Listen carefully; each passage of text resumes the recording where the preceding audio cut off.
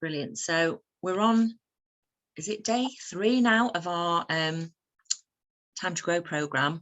We've just spent quite a bit of time speed networking. It was a suggestion from one of the group, or rather it was speed dating, and then we remembered actually no, it's speed networking. So we've just had quite a bit of time this morning reconnecting through Zoom virtually rather than physically, and finding out who's who, and learning a bit more about the different people involved in the program. So I hope that's been of benefit. And as we've mentioned, that there is a directory that's coming together as a Google Doc that hopefully everybody's going to be able to share and make use of, and we'll evolve that as we go. So we did ask everybody before today to do a little exercise, and if you haven't done it, don't panic, there's time to go away and do it another time. But I've already had feedback from a few people on email and other things about this. So what we've always said, and what we said on the last 2 days, is before we get headlong into, you know, entrepreneurship and enterprise and developing ideas, we ask people to really reflect on things themselves and get to know themselves and get to explore their journey of where they've come from to get to this point, and you know, what skills and attributes and strengths they've got before they, you know, revisit where they think they're heading with their ideas and their venture and their sort of pathway forward. And this is all part of that. Some of you may have done a Myers-Briggsy type thing before. I'm curious. I wonder if I might ask for a hands up or a wave at us if you've done this stuff before. You might have found you did this at school. Some people do this at school. You might have found that you've done this. Different employers might have forced you to do these crazy things and ask you all these questions, and it churns out these reports. Ultimately, you know, some people might take this stuff with a pinch of salt, and you know, this is one of those exercises. Take what you want, leave what you don't want, but it is uncanny in how accurate it can be. And for those of you that have done it before and then have revisited it this time, you might find things do change and shift. You know, I think there were some things that aren't and some things are. Do you want to move on to the framework side, and I'll explain how things might shift? So the framework that you answered a whole bunch of questions to try and work out what kind of type you might be, and in the 16 personalities site, it doesn't do it the traditional Myers-Briggs way. It has this sort of, you know, kind of cartoony way that we'll look at in a second, that kind of categorizes people into different styles. But when this first came about, believe it or not, this was designed by two psychologists, mother and daughter team. Forgive me, I can't remember their names now.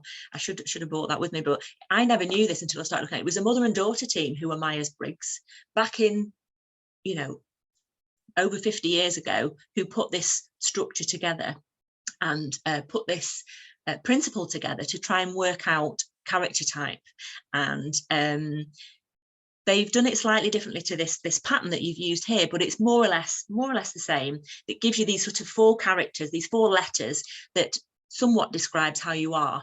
And when I'm talking about shifting, if you've done this before, there's a good chance that if you're an introvert, you'll always be an introvert by nature, you know, and you might stretch one way or the other along the spectrum of that. But some of the other things might change over time, depending on how your life evolves, what you experience, and all sorts of things. I know from having done this exercise a few times, I have shifted a wee bit over time. And you might find that rather than being one specific type, you feel like you're kind of dancing around a few, and that's not unusual, because things, everything's on a spectrum. So this is the framework where there's, when you've got your 4 little letters, you're either an extrovert or an introvert in their eyes. You're either sensing or intuitive. You're either thinking or feeling, judging or perceiving, and that's where these funny little letters have come out. So if you want to move along again. And I'm going to come, and I will come to you in a second and find out what you made of doing this, but I'm just setting out the stall there. So for those of you that have done this, and I'm thinking it's, there's a good number of you that have had chance, you'll have come up with these 4 little letters. And the nice thing about this 16 personalities is it gives you a different take and gives you a kind of an overview of how you might be, or a sense of how you might operate.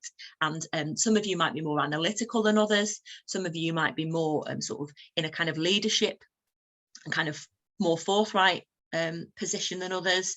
Some of you might be more sort of diplomatic and collaborative than others, and some of you might be real hedonists and explorers in terms of how you approach life and things. And there's the way they categorize it is kind of an introvert and an extrovert sort of set within each of those areas. So we're hoping that you've had fun doing this, and it's been a time to reflect, and it's quite a light-hearted thing to do, but it then gives you something to think about and argue with. You might have looked at it and gone, well, that's not me, or you might have looked at it and go, oh, do you know what? So just for a couple of minutes, it'd be great to hear what you've made of this exercise before we go into just some a daft bit of analysis. So anybody want to share what they made of doing this? Perhaps it'd be great to hear from someone who's done it before to see what they made of it, perhaps somebody who's not done this and to see what they made of it. And you shout out or come off mute and we'll take a few people. Yeah, I can speak. Great, go for it, Sissy. I did it. It's the first time I've done one of these tests in a long while, and I got a protagonist. So I wasn't too sure what the word meant because it sounded a bit yeah. And then after reading it, every single sentence was just me in parenting, in career, in romance. Like I literally had to screenshot little bits of it and just save it because it was just so spot on. And the overarching theme of it was wanting to make a difference, wanting to give back. I'm in the my joy is when I'm in the moment. So yeah, the whole thing, I read it all, was completely like so true of me. Yeah, I couldn't explain me better. It was creepy. Interesting. And you'll find a lot of people. I dance between a couple of these. I'm sure I dance between an EF, an EN. I can't even say it. An ENFJ and an ENFT. I kind of dance around, and it just. Yeah, I hate being put in a box. So I'm one of those who's like, don't believe I'm, on any given day and whatever what's going on, sometimes I, dance around it. But I think it's interesting that you found that type straddles all aspects of your life. Even parenting. Interesting. I'd never thought of this as a parent. Maybe I need to go back. The parent thing was like, oh my gosh, that's me. That's so me. Interesting. Yeah, well, it sort of made me feel proud that I am actually parenting the way that says. Interesting. Because it was really good, and I was like, that is my core beliefs in parenting. So that's a sense of reassurance there, or a bit of recognition for certain aspects. Yeah, it was reassurance and recognition, and that I'm on the right path, basically. So yeah, I really enjoyed that. Interesting. And we'll come back and talk about this, but I know you might have people that work for you and teams that work for you, but getting your teams to do this exercise with you really does help you spot where there is like an overload of the same type of character, or where you might have gaps. And for anyone sitting there who's come out as an introvert, whether that surprised you or not, introverts can be like gold dust in this sector, and you find yourself an introvert, or I do, and you pounce on them because they're fantastic, a kind of mirror and complementary fit often within where somebody's more extrovert. So just something to bear in mind. Anybody else want to share what they made of this? Actually, if I come to Kirsty first and then we'll come to the next lady in a mo, is that all right? Just because I can see Kirsty. Yeah, we'll come to Sandrine. Go for it, Kirsty. What did you make of it? So I really like it. I completely resonate with everything that Sissy's just said. So I've done it a few times over my life. I'm always an INFJ, which is the rarest of the personality types. So I am an introvert. People don't always believe me, but I'm actually 84% introvert. So I really need time to reflect on things. I won't always put my opinion forward because I need time to go away and think about it, and then I'll come back and give an answer. And it's the same, it just, even down to the parenting, because my daughter is an ENFJ, so we're the same, but I'm the introvert and she's the extrovert.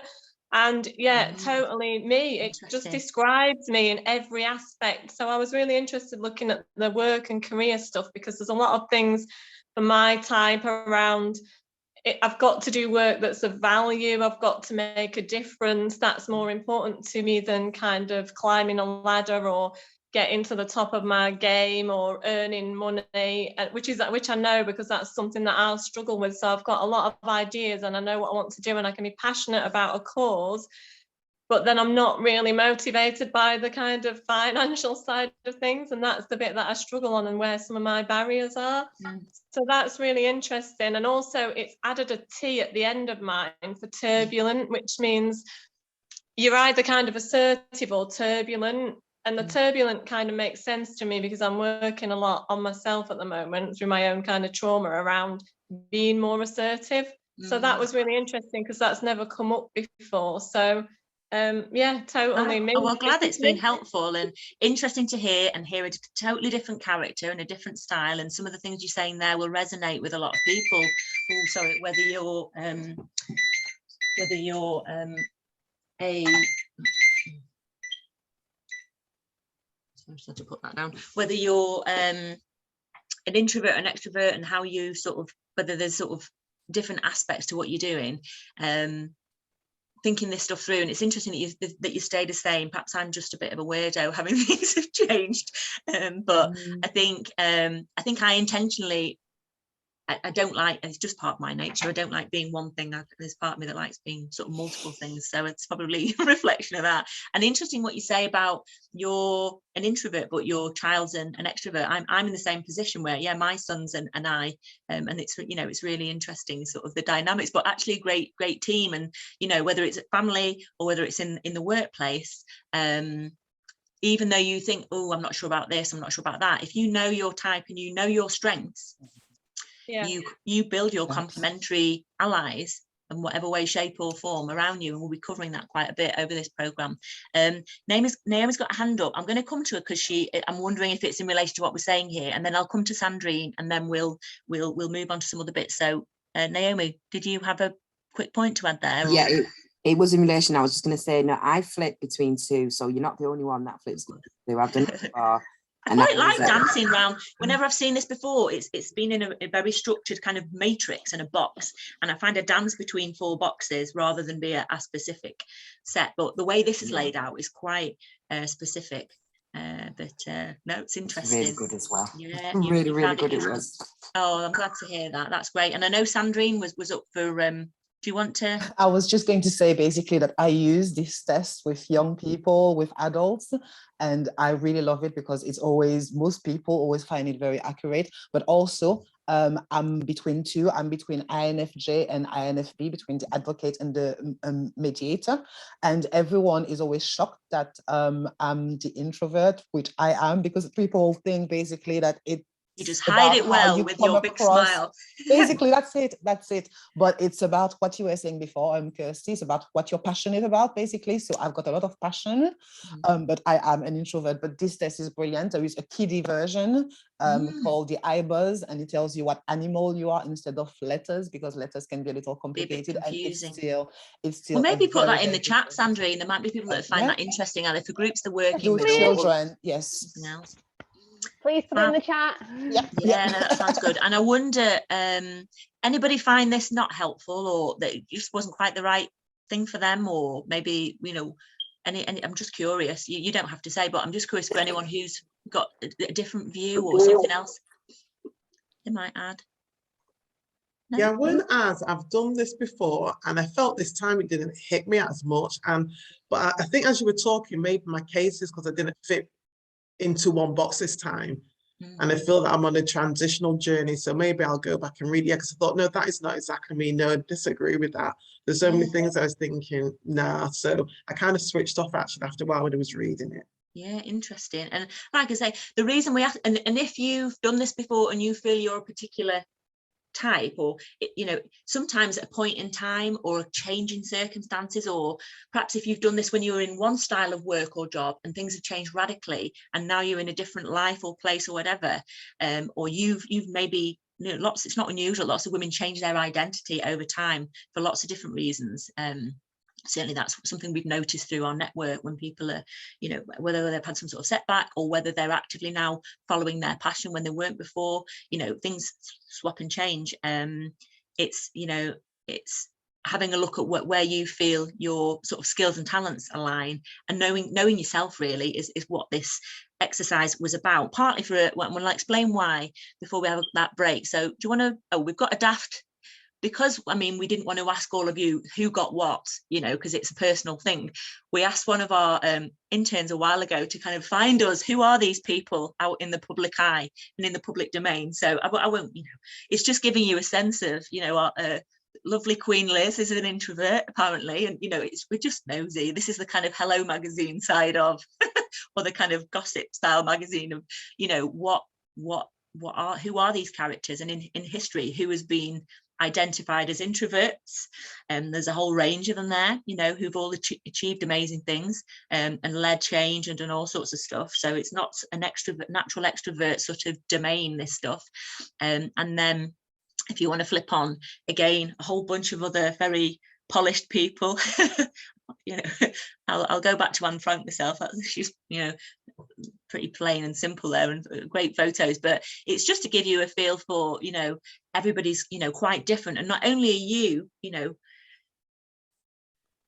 perfectly packaged in your own way with your attributes and skills and passions and kind of characteristics that you have to do what you want to do, but there's all sorts of other complementary people and complementary talents out there. And if you bear that in mind, both in building your whatever volunteers, boards, teams, you'll find that's helpful, you know, because you'll have complementary fits rather than everybody of the same type, or you'll have more diversity in thinking and in energy and in approaches to stuff.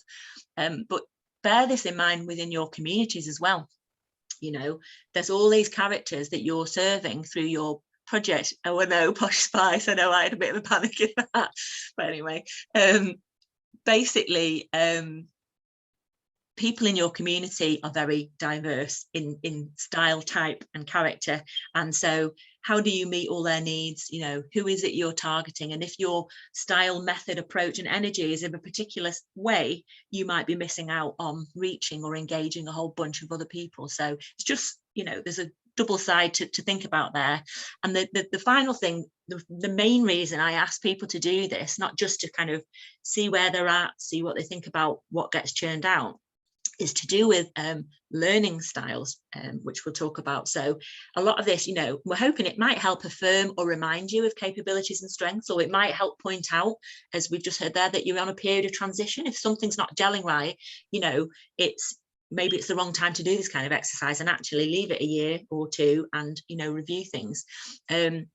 Sometimes it can help you realize why, you know, certain things or tasks or you know, when you're hitting a brick wall with something, it might be because an approach or a style of communication or the people around you, you know, in a different sort of vein. We are hoping that by knowing your type, as I'll show you in a minute, it might help catalyze your learning in order to absorb information or take action more quickly, and we'll explain that in a moment.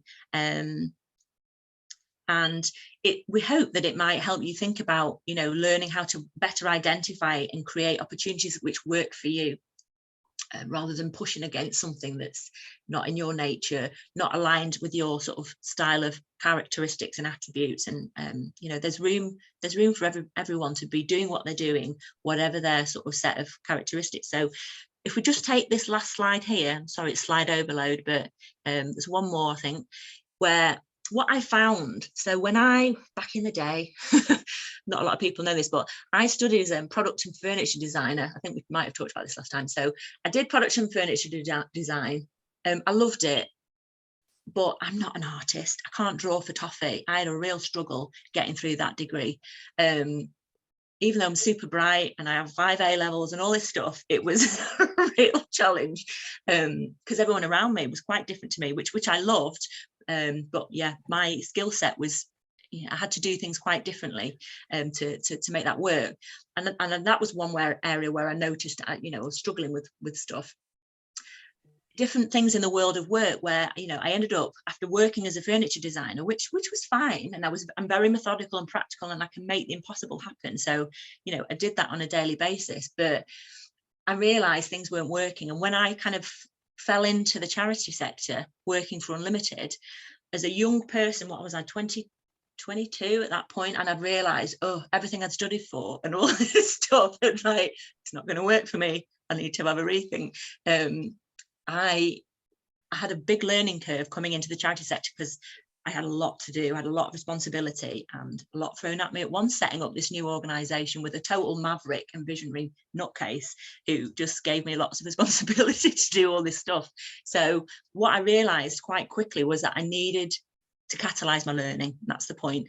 And so when I understood, and I went on some course I must have done that did this activity with me, I quickly pieced together how I can learn quickest and best. You know, there are not enough hours in the day to do everything you want to do anyway.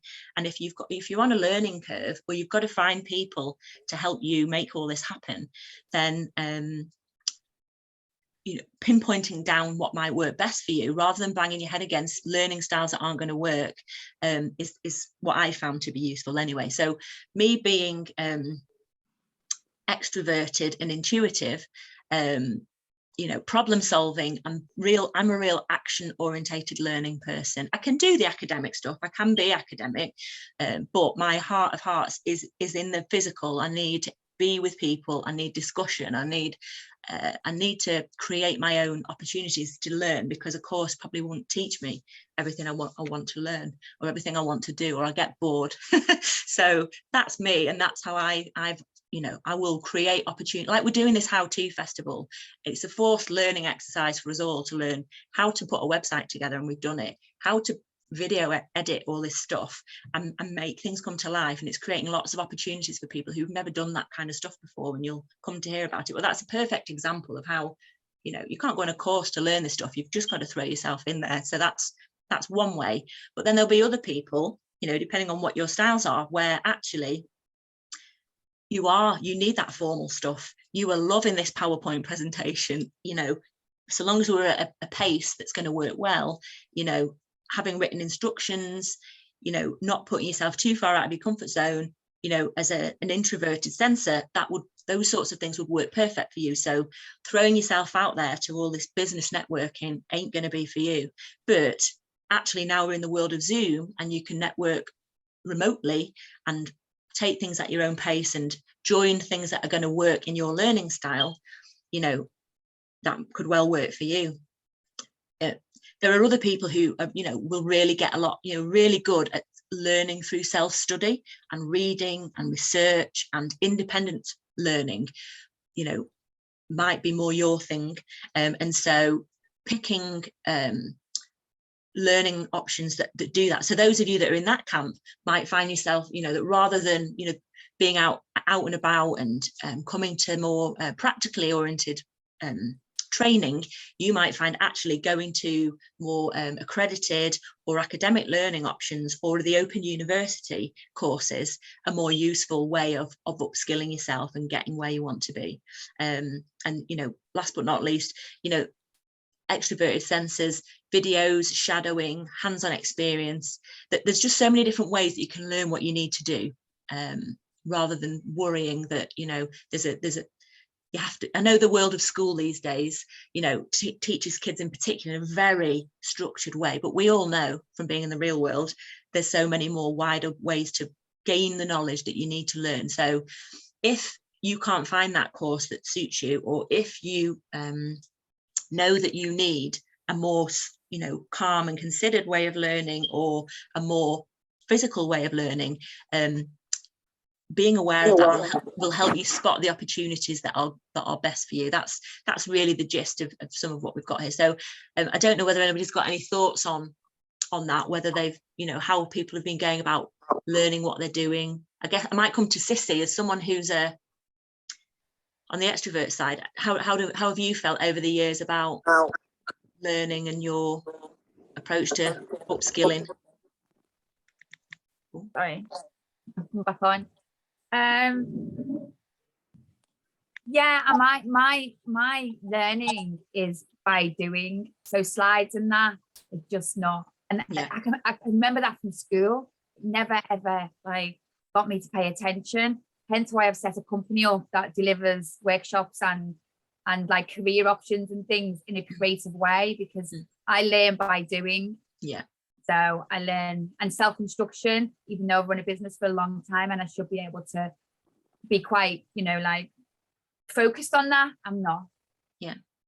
And I think, you know, it's not unusual that, you know, it's just people who, you know, hopefully seeing some of this stuff and looking at these different options at least gives people some comfort that, you know, they can find things, or they can create things that work well for them. And I say that because often the learning curve that you're on in a social enterprise development or community initiative development, there often isn't a course to go on, you know, or if there is a course, it's in a format that might not work for you. So, you know, these days there's lots of videos, there's lots of podcasts, there's all sorts of research out there on every topic or theme you could ever imagine. There's various, you know, groups and you know, organizations that are running things. So it's just a case of thinking, if I've got to learn this, what kind of approach or what kind of method is going to work for me, and look for things that fit within how you're going to learn best and how you're going to learn quickest. And don't get me wrong, sometimes there's a cost attached to all of this stuff, and you know, that's another challenge in itself, but hopefully this is my that's thing. why I like the 2 days that we were together. That was like, I was in my optimum like learning style then, and people and energy and communication and, you know, networking and seeing other people standing in their power. It's like, it's really, so I like watching YouTubes and things where I see people in the power, people really giving it loads, and then that helps me learn. And it's interesting, isn't it, being able to get that energy through something remote as well, you know, like you say. I'm conscious everybody's going to be in need of a break, so is there any more slides to go, Shelley? I've not got them in front of me, so I can't see. No, we're coming back to that. Brilliant. So if anyone's got anything they want to add, or if they've got questions or they wanted to share, we're here and we're listening, but also I'm conscious you'll be wanting to get a brew and have a stretch and get ready for the next bit. So if anyone's got anything they wanted to, you know, point out or highlight, or if you've got any questions about something or something you want to check, or maybe you've spotted, maybe you've realized that actually when you've been needing to learn something, this approach has been best for you, because we'd you know, love to hear from anybody who's got more anecdotes or anything else they want to share. So we'll come back at about 11:40. Yeah, if you come back at 11:40, and like I say, if anyone's got anything burning that they wanted to particularly share, feel free. I go, but I'd like to just share that learning is a very challenging thing for me in some settings. Learning, just paying attention. I get really drained quite easily, and just when I'm not, it's just too much. Yeah. Kind of like step by step, like, okay, this is practical, you know. Yeah. That's my most way, that's how I've learned the most. I did a yin course and I was really surprised at how much I was able to like take it in, simply because it was in the right style for you. Yeah, she was, because I was really interested in what she was saying, because I'm really interested in the body, anatomy and philosophy as well, and physics. She brought it all in, so it was really good that the way she did it was really smart, and how she engaged. I was really congratulated her at the end as well. I was like, you did really well, because I'd get bored even if I'm interested in something. No, I get that. And I think as well, you know, people think they've not done well at school, or maybe the timing or different circumstances within that kind of age bracket and the way the school system works. You can come out of some form of education thinking that, you know, you're not able to learn, and actually everybody's able to learn if they've got the right approaches and the right format. And the whole lifelong learning thing, you know, is huge, really. It's just about finding what works for you, and we certainly try and get a mixture. And that's the other thing, is if some of you are out there running organizations, maybe some of you are ex-teachers, you know, and you've had to learn a lot of this stuff to be able to manage diverse groups of learners, or maybe you're coming into sort of community learning, or you're running sort of expert by experience sort of workshops and stuff. But being fully aware of the different characters in a room and how they all have different, you know, audio, sensory and attention span needs, and how you have to kind of mix up, you know, what's happening so that people are engaged is really important. And unfortunately, my observation of the schooling system at the moment is we kind of feel like we've slipped back a decade or more in terms of how schools treat our kids, in terms of what they experience and the level of practicalness that they get to have. But out of the school world, we can make things as engaging and as practical, or as, you know, reflective and interesting tools and resources as we want to. And so we've got that at our disposal. But I'm gonna go and have a stretch, as I'm sure some of the others are, and get a brew. And we've still got 5 minutes or so to grab that drink or have that stretch, and we'll see you all about 22. All right. I'm going to pause our lovely so over to you, Shelley, after our break for the next part of the morning. Oh, you're on mute. Welcome back, everyone. I'm no longer on mute. That helps. So yeah, for this next part of the session, we're going to spend about 45-50 minutes or so looking at skills, career pathways and enterprise options. So I will just share my screen so you can see the slides. It's kind of picking up on the thinking from days kind of 1 and 2, where we've been mapping stuff out. It's a different kind of process, isn't it? Yeah, so obviously in days 1 and 2, those of you who were there, we looked at our life journeys and what's brought us to where we are now, and we mapped out a bit of our history. And now what we want to do is take a look at our career journey or history. And so in a second, we're going to ask you to take 5 or 10 minutes to individually start to think about your past 3 or 4 roles to date. Now, these might be your employment roles, if they feel most relevant, or it might be that you want to consider a role in a different sphere. So your role at home, or running projects you might have run, or contributing to projects, or volunteering that you may have done. So just considering those different spheres, different things that you've done and you've achieved to date. And so once you've decided on 3 or 4 roles, if you write them down, we want you to think about what a job description for everything that you've done to date might look like.